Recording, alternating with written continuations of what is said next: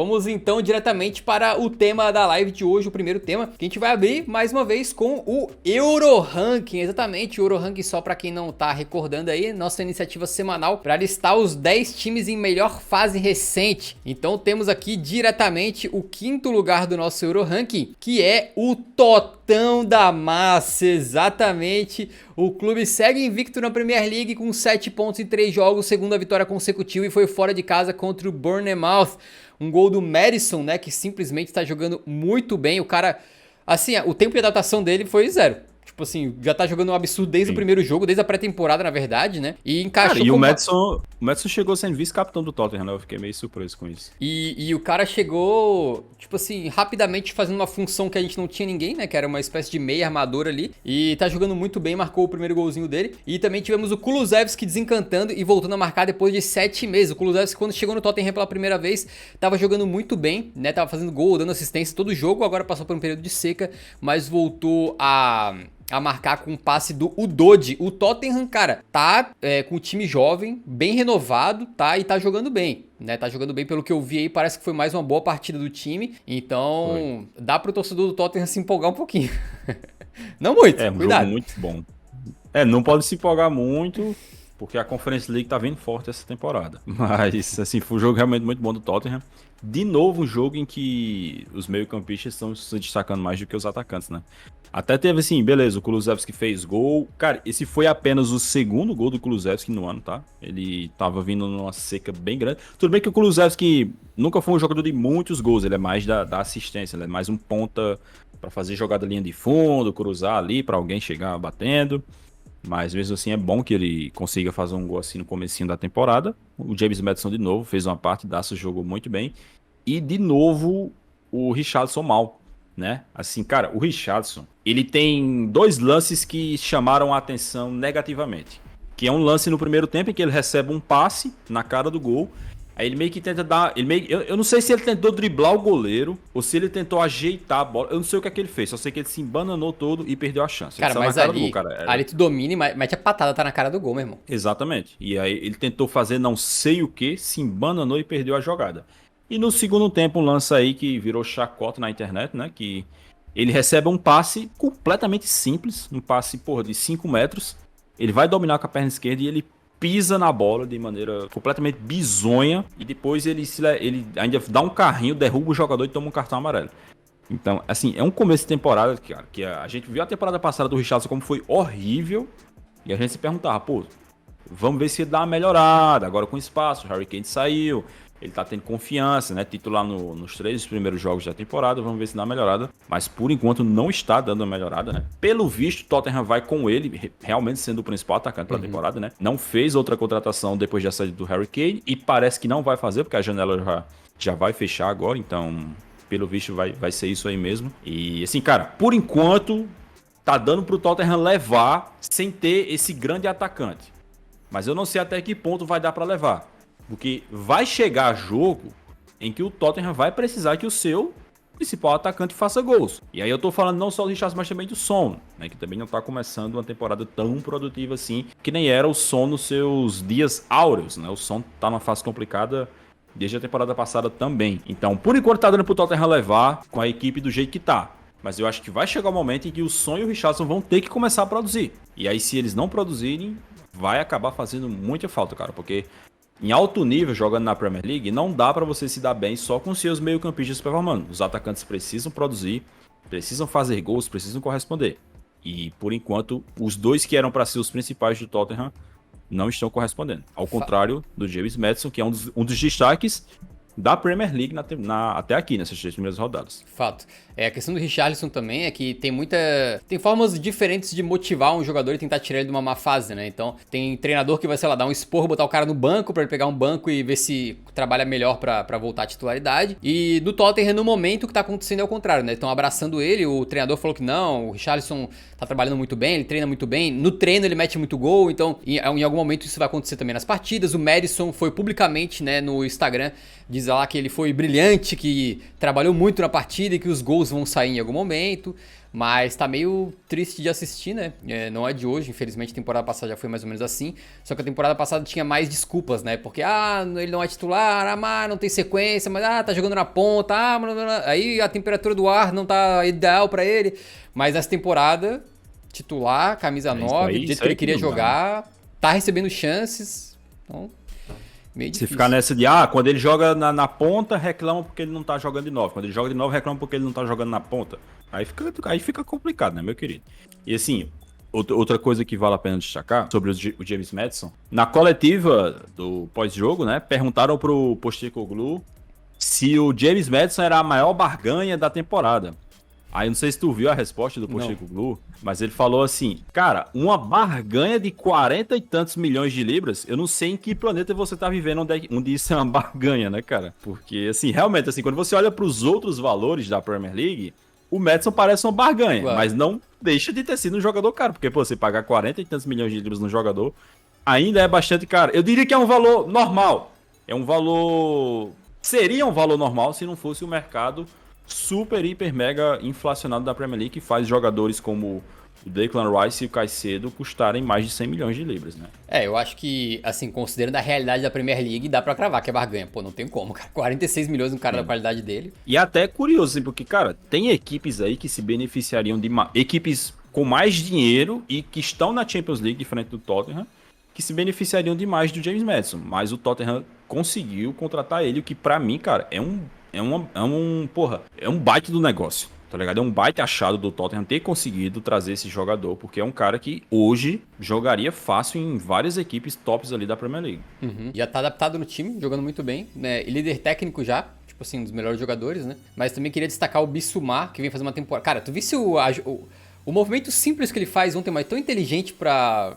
Antes do Sarr fazer assistência pro Maddison. Não sei se tu viu. Porque ele recebe uma bola, ele não domina, ele meio que tipo já dá ele domina dando um toque assim, tira completamente o adversário da jogada, já botando na frente. Cara, brilhante. O Bissouma está absurdo assim na temporada, com muita confiança também. Espero que continue dessa maneira. Enfim, seguindo então, vamos para o quarto lugar do nosso Euro Ranking, que curiosamente é o Aston Villa. O Aston Villa eu falo curiosamente porque começou a temporada sendo estraçalhado, né? Tomou uma goleada aí, foi do Brighton, né? Acho que eles tomaram a goleada do Brighton. Não, do Newcastle. Desculpa, do Newcastle, exatamente. E agora se recuperaram aí, tá? Então o nosso querido Aston Villa venceu mais uma vez na Premier League. Uma boa vitória fora de casa contra o Burnley por 3-1, com 2 gols do lateral direito, Matty Cash.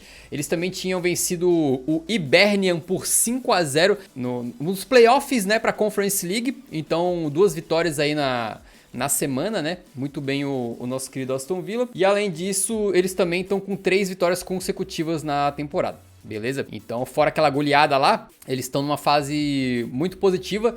E, cara, enquanto tu fala deles, né? Deles do Aston Villa, eu acho que essa estatística aqui é uma das mais impressionantes que a gente tem pra mostrar no cast inteiro. E uma das que a galera teria que mais prestar atenção. Vamos lá. Segundo o Squawk aqui, eles fizeram um levantamento. Quem ganhou mais pontos na Premier League no ano de 2023? Né, contando obviamente o comecinho dessa Premier League e a segunda metade da outra. Manchester City, 62 pontos. Em segundo lugar, com 49 pontos ganhos, Aston Villa. Empatado com Manchester United e 1 ponto na frente do Arsenal. Então, realmente um trabalho brilhante do Unai Emery. E também destaca o Diaby, que começou bem, né? Tá com bons números aí de gols e assistências nesse comecinho dele pelo Villa. E ó, ainda tem o Zaniolo, né? Que eles contrataram. Chegou, né? Então... Exato, é um time que o Felipe Coutinho parece estar em vias de sair, né? Mas de todo jeito o Felipe Coutinho já não era um jogador importante, nós estamos vendo há bastante tempo. Mas é um time que ainda tem tudo pra ficar ainda mais forte. Assim, cara, é um elenco muitíssimo interessante esse time do Aston Villa, tá? É um elenco, cara, que tem muitos jogadores que poderiam estar jogando em times maiores das outras ligas, mas que, pô, o Aston Villa é um time de Premier League, tem muito mais dinheiro, acaba conseguindo atrair esses jogadores. Porque eles têm um goleiro que foi eleito o melhor goleiro do mundo, né? Assim, há discordâncias, né? No caso do Dibu Martins, que a galera adora ficar dizendo aí que parece comigo.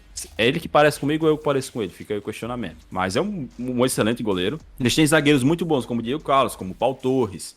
Um meio-campo muitíssimo interessante, como o Boubacar Kamara, que era um jogador que já se destacava há bastante tempo. O Douglas Luiz, que nem se fala, um cara que, porra, é especulado direto aí em times maiores da Premier League.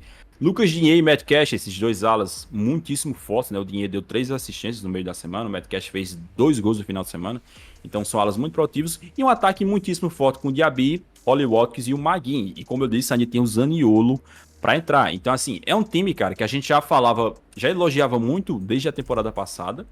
E que foi meio que chocante essa goleada que eles sofreram pro Newcastle na primeira rodada, justamente por isso. E parecia, a gente até falou, que parecia um acidente essa goleada, né? Que, porra, parecia um jogo que eles deram azar, tudo deu errado e acabaram sofrendo a goleada do Newcastle.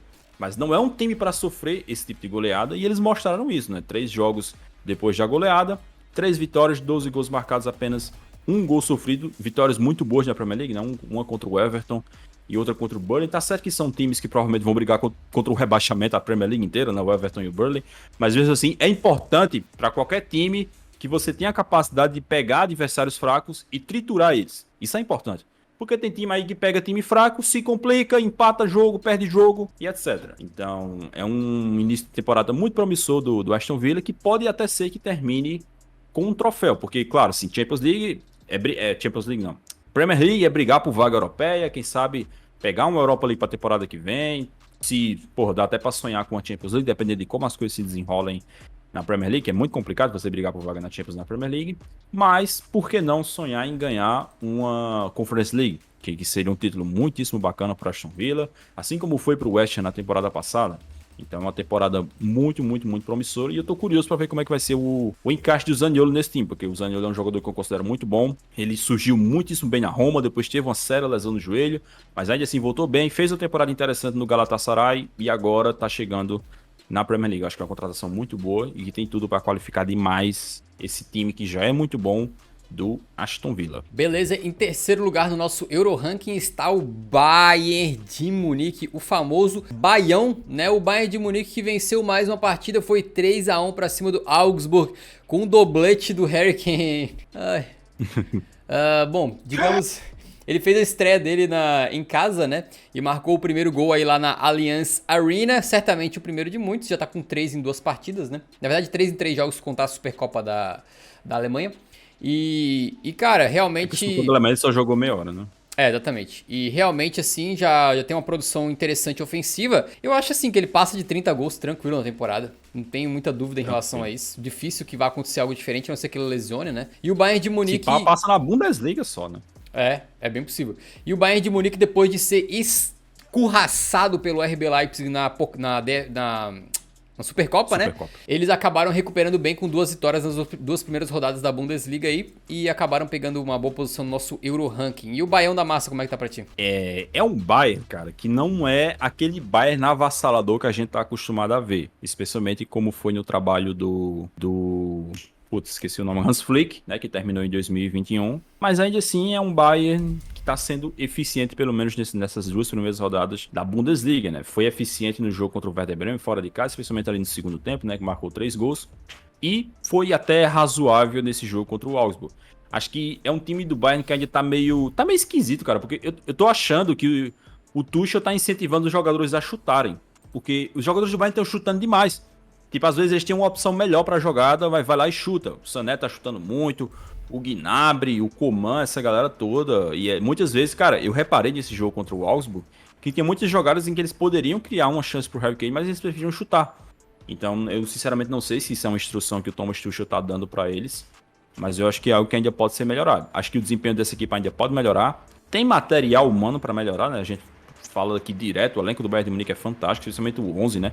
O 11 titular dos caras é um absurdo, ainda mais agora com a adição do Harry Kane. Então, acho que tem tudo para melhorar. Comecinho de temporada ainda, tem muita coisa para acontecer ainda, tem jogadores ainda para subir de produção, mas é muito promissor, defesa muito boa, meio campo muito bom, ataque fantástico e também é uma ótima notícia para o Bayern que o Harry Kane chegou bem, né? Porque tem jogador que chega, passa por um período de adaptação, especialmente o caso do Kane, que jogou a carreira inteira no mesmo país.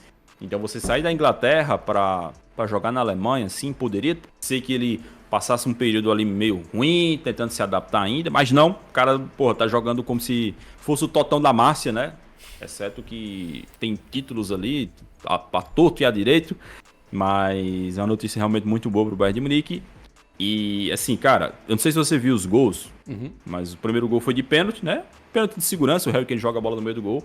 Mas o segundo é aquele gol clássico do centroavante matador, né? Que ele recebe o passe ali do Alphonso Davies, Ele dá só uma totozinha na bola, só uma desviadazinha pra tirar do goleiro, meio que uma semi-cavadinha, digamos assim, gol e sai pro abraço, né, cara? É o gol que o cara meio que ele reage no instinto sem precisar pensar muito, né? A bola veio, ele já tal, e já tirou do goleiro com muita tranquilidade. Eu acho que muitos jogadores iam meter aquela bola em cima do goleiro, ou ia tentar ajeitar o corpo pra bater de direita com chapa, ia perder maior tempo, quem não, ele chegou tal, né? Então ele dá pra ver ali a qualidade do cara. É uma finalização de elite, né, cara? Porque, especialmente porque, assim, a bola que vem da esquerda, mas ele finaliza com a direita, assim, porra, é um toque perfeito, sutil demais, mas muito perfeito. E inflopável, né, cara? Como tá dizendo aí na descrição do post, o Kane, a gente falou várias vezes aqui, não tem chance do Kane flopar no Bayern de Munique. É um cara muito seguro, é um cara que tá sempre muito bem preparado fisicamente, muito bem preparado mentalmente.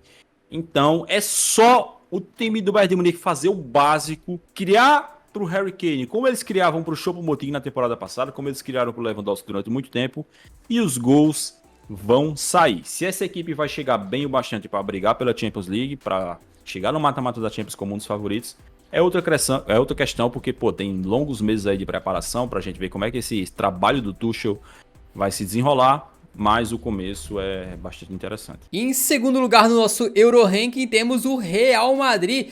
Exatamente o time do Real que vinha causando preocupações na galera aí no começo da temporada, né?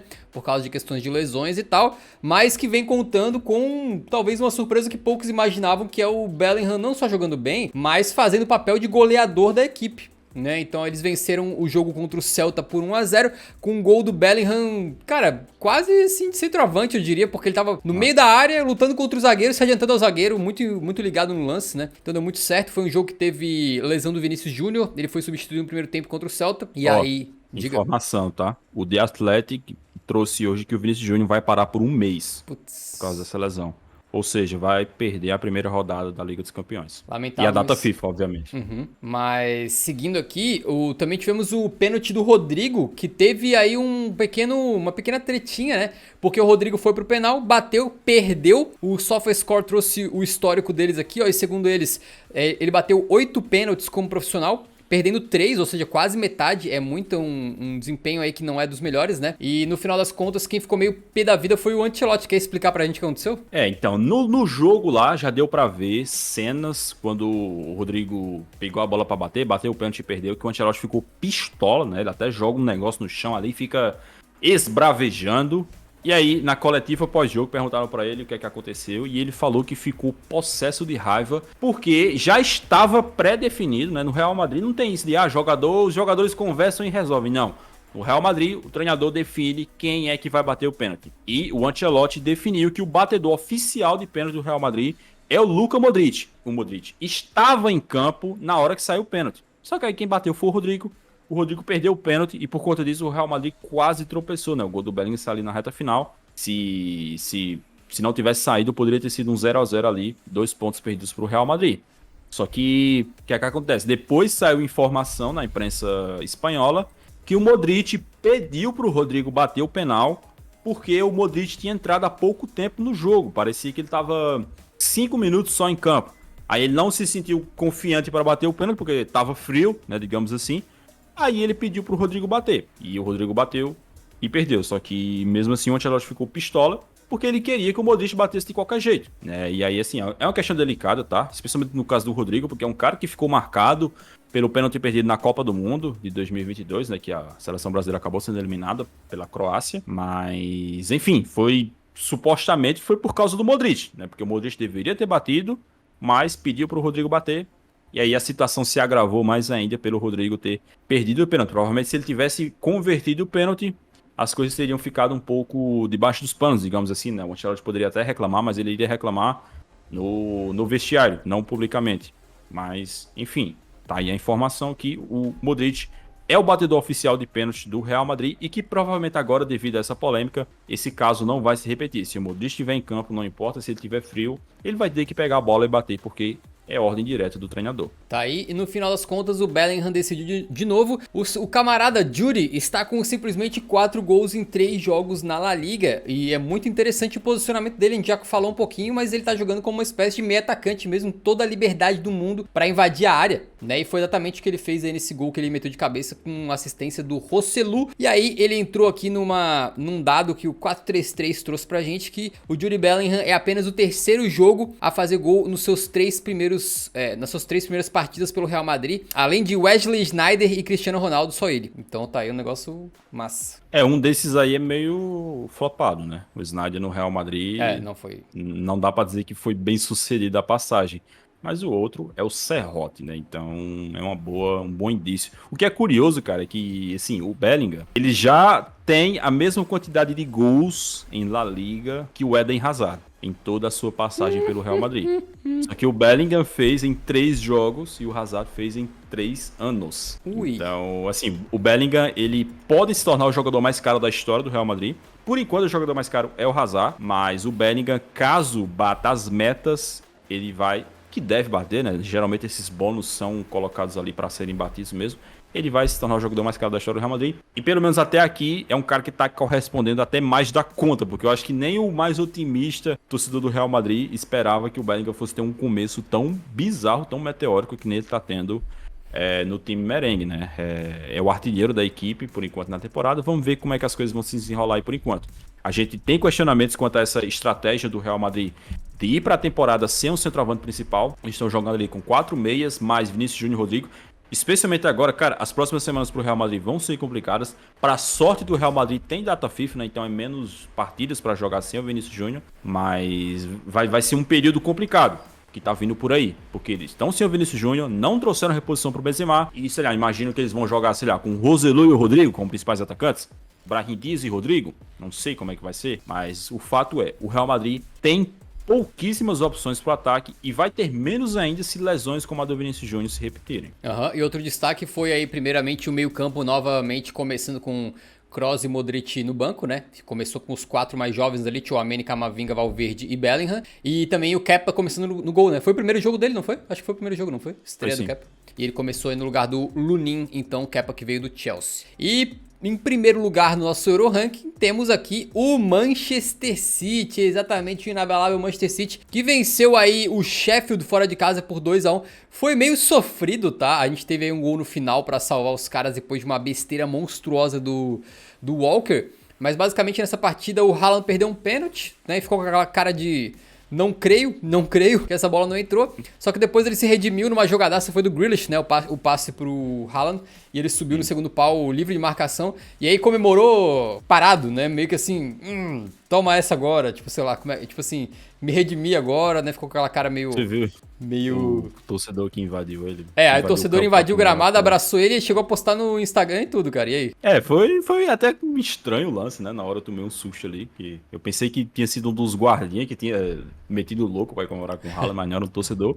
E assim, esse cara, ele pula em cima do Haaland, depois ele abraça o Haaland, aí o Haaland abraça, sei lá, meio que chacoalha o cara assim, tipo, é isso aí, porra! Depois o segurança entra e arrasta o maluco pra fora. Mas foi um lance bem... Sei lá, cara, será que vale a pena você ser preso, passar a noite no Chilindró, o bicho pra ter uma foto... Não é só uma foto, cara, dá uma fungada no pescoço do Haaland, cabuloso ali, pô. Acho que não valeria a pena, não? Esse cara, quando ele sair do Chilindró, sei lá, deve pagar uma multa, prestar um serviço comunitário, não sei como é que é as coisas lá na Inglaterra, mas ele vai poder ter um quadro na casa dele em que ele tá comemorando o gol com o Haaland, que é um cara que já entrou pra história do Manchester City e pode ser que entre mais ainda. Então, sei lá, cara, se você colocar as coisas na balança, de repente, né, pode ser que valha um pouquinho a pena. O Eurofoot incentivando a invasão de campo. Não invadam, aqui no Brasil não, porque aqui no Brasil não é tão simples assim, eu imagino. Mas você aí que tá na Inglaterra, quando, sei lá, o Richarlison fizer gol, pode invadir e fazer o pombo com ele, não tem problema não. Qualquer coisa se der ruim, você pode mandar uma DM lá no... Não, brincadeira, não invada campo nada.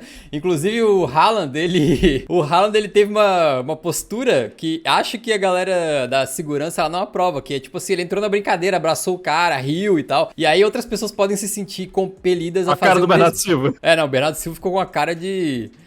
né? Ficou super assustado. Mas enfim, é perigosíssimo isso aqui, né? Vai que entra um cara mal intencionado, né? Enfia uma caneta no estômago do cara, dá uma mordida na orelha dele ali. Ou abaixa as calças, sei lá, do maluco.